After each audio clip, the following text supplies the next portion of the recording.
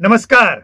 बिहार के नए गृह मंत्री सम्राट चौधरी का फरमान और पूरे बिहार में सबसे हॉट स्पॉट बना हुआ जिला मुजफ्फरपुर और मुजफ्फरपुर प्रशासन का वो आदेश।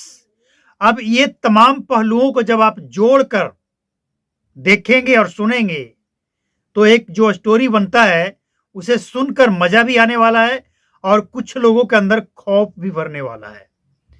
मुजफ्फरपुर के बारे में पिछले कई महीनों से ये चर्चा बना हुआ था कि पूरे बिहार में मुजफ्फरपुर नंबर 1 है, चाहे वो शराब की भट्टी पकड़ना हो या फिर शराब पकड़ना हो।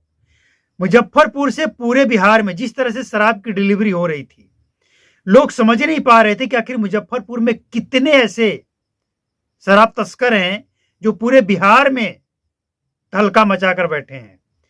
तो मुजफ्फरपुर प्रशासन की तरफ से जो लिस्ट जारी किया गया है, हालांकि ये नाम बता नहीं सकते हैं, लेकिन जो लिस्ट जारी किया गया है इसमें 140 लोगों का नाम है।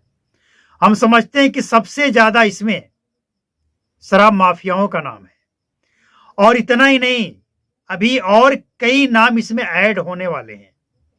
अब मुजफ्फरपुर में जो लोग शराब बेचते हैं वो संभल जाए। अब उनको सिर्फ अरेस्ट नहीं किया जाएगा, अगर वो फरार हो जाते हैं तो उनकी संपत्ति जब्त होगी, चाहे वो घर हो, जमीन हो या फिर बैंक अकाउंट में पड़े कैश हो या घर में ज्वेलरी हो, सब पे अब सरकारी कब्जा लगने वाला, यानी कानूनी पंजा और कानूनी हाथ। कहते हैं ना, कानून का हाथ बहुत लंबा होता है। तो ये लोग बहुत कमा लिए। ये मतलब कुछ दिन पहले एक होड़ सी मची थी कि फलना शराब बेच बेच कर बिहार में इतना प्रॉपर्टी बना लिया, इतना घर बना लिया, इतने संपत्ति, इतना गाड़ी का मालिक बन गया, तो हम भी क्यों न कर ले। अब वो लोग इस बात से पछता रहे हैं कि हमने आखिर ये गलती की ही क्यों। शराब बेचना आखिर जब गैर कानूनी है बिहार में, फिर हमने ऐसा क्यों किया। 140 लोगों का जो लिस्ट बनाया गया है, इस लिस्ट में अभी और भी नाम ऐड होने हैं और आदेश कोर्ट की जैसे ही मिलती है, इन सबके घरों पे बुलडोजर भी चलेगा, इनकी संपत्ति जब्त होगी और ये जेल के अंदर भी जाएंगे। ऐसी संपत्ति जमा करके क्या फायदा। तो बिहार सरकार का और बिहार के नए गृह विभाग का, नए गृह मंत्री का ये जो फरमान है कि बिहार में भू माफिया, बालू माफिया, शराब माफिया और जो भी माफिया है उसकी खैर नहीं, अब वो धरातल पे दिखना शुरू हो गया है।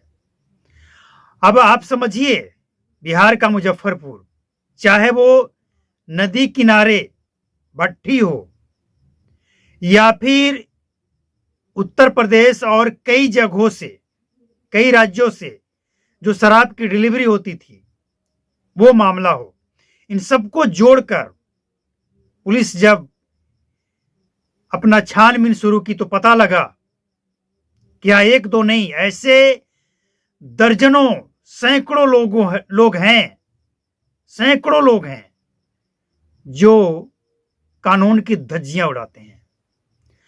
अब इन लोगों में देखिए, बात इतना ही नहीं है कि पुलिस जाएगी, इनको अरेस्ट करेगी, इनकी संपत्ति जब्त करेगी।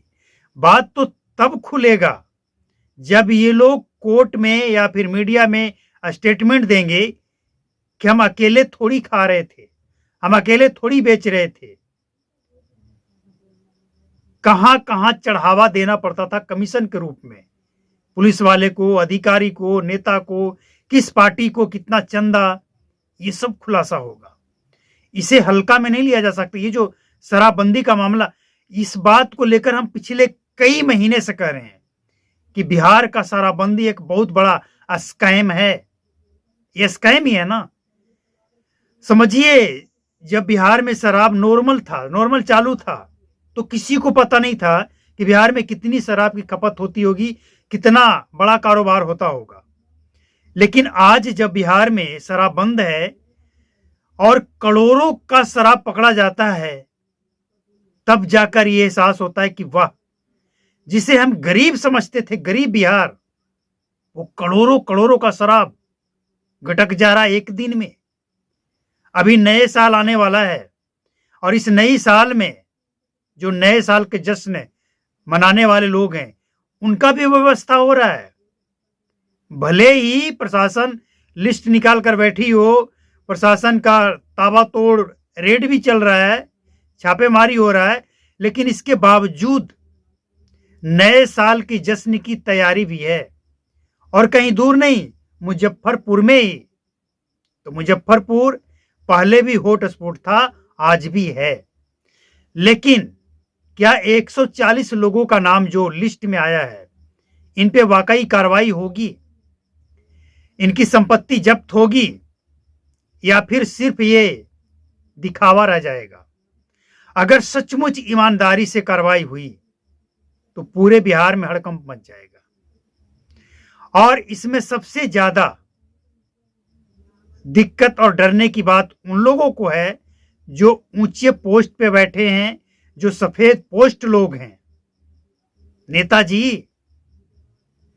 उन लोगों को सबसे ज्यादा डरने की जरूरत है कि अगर नाम सामने आया और अगर वो सत्ताधारी निकले, फिर क्या होगा। लेकिन सत्ताधारी हो या विपक्ष हो, अगर गैर कानूनी काम है तो है। लेकिन सवाल ये उठता है कि क्या कार्रवाई होगी? क्या बिहार में शराबबंदी अब सफल होने के आसार दिख रहे हैं? लेकिन दूसरा पहलू जो है उसको देखिए। दूसरा पहलू यह है, जो गुप्त सूचना मिली है कि बिहार में नए साल की जश्न की तैयारी जोर शोर से चल रहा है।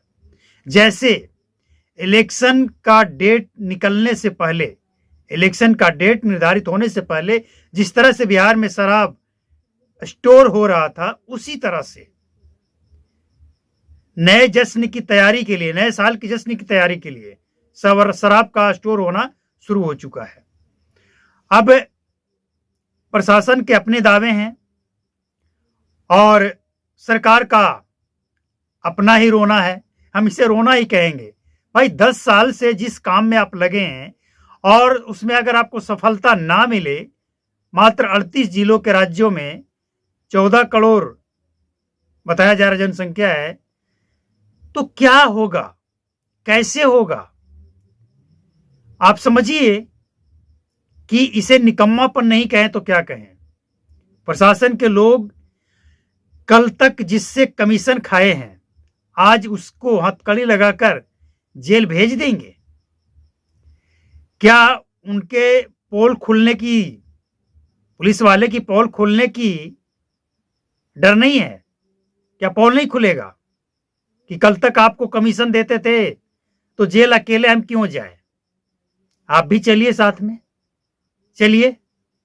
मतलब एक अजब और गजब कसमकस है। लोग समझ नहीं पा रहे हैं कि जब कार्रवाई होगी तो बिहार में क्या होगा। आप समझिए कि एक जिला से अगर